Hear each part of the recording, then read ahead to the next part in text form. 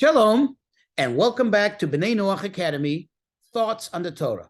Please remember to hit the like button, to subscribe, and most importantly, to share this wisdom and inspiration with friends and family. If you look at the book of Exodus, chapter 25, beginning with verse 23 and on, describes the construction of the holy table, one of the most important vessels, the most important objects in the holy temple, beginning with the tabernacle, and later it transferred to the permanent edifice, the holy temple in Jerusalem.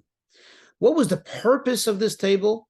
In other words, for what service did it serve? Well, in verse 30, it says, and on the table you shall set the bread of display to be before me always. There was always bread on that table. And in fact, there were 12 breads. They were stacked high as described in the previous verses.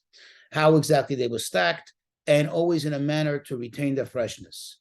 But here is something interesting. The question is, it's got to be there all the time, always. That means when it says always in the Torah, it means without any interruption, nonstop. Never was that table empty of any breads. Question is, so they baked bread once and just left it there? It didn't mold, it didn't rot, or did they change it every day or not? What happened? Well, the Talmud tells us the schedule, tells us exactly the order of how it went down. And that is that on every Sabbath, they would exchange the old bread for a new bread. And they would do it in such a manner that as they took the old one out, they put the new one in. So never was the table without bread. As it says here, always. It should be before me always. But here's something very interesting. Those breads could not be baked on the Sabbath. We know that Sabbath, they were forbidden to do any tasks. Of course, baking, cooking, that is one of the primary tasks that are forbidden. And therefore, those breads were baked on Friday. Now think about it. If the breads are baked on Friday, they're only put down there on the table on Saturday, on the Sabbath, and they're not taken off until the following Sabbath. That's a total of 9 days about. And the question is, was that bread hard and stale by the time they took it off and then distributed to the priests for consumption to eat? Well, the answer is no. The answer is it was fresh. Not only was it fresh, but it felt as soft and warm as if it just came out of the oven, as if it was just baked, a half hour ago, like real good, fresh, warm bread. This actually is not just a spiritual, abstract practice. Rather, this was meant and is still meant to teach us, to remind us that everything comes from God. The table is symbolic of our basic needs, our needs of nutrition, our needs of food and sustenance. As we eat on a table. Properly, you eat sitting by a table.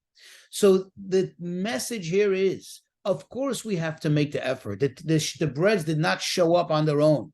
The breads had to be baked. And in order to be baked, they had to first, mix flour and water and knead the dough. And in order to have flour and water, they first had to plant, the seeds and generate the weeds and do the harvest and then grind it and so on and so forth. Everything had to be done by man. But ultimately, the freshness, the blessing that's in the bread, the fact that the bread is still viable, the fact that it now is tasty and enjoyable, that comes from God.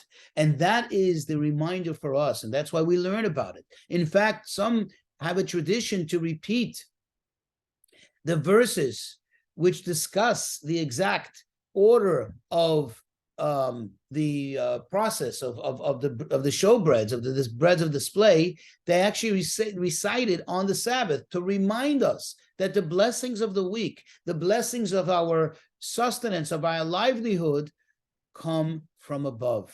And the enjoyability of it, meaning the pleasure of it, the greatness of it, is all dependent, is all hinged on the blessings that come from the Almighty himself. We have to do our part, but ultimately it's going to come from up there.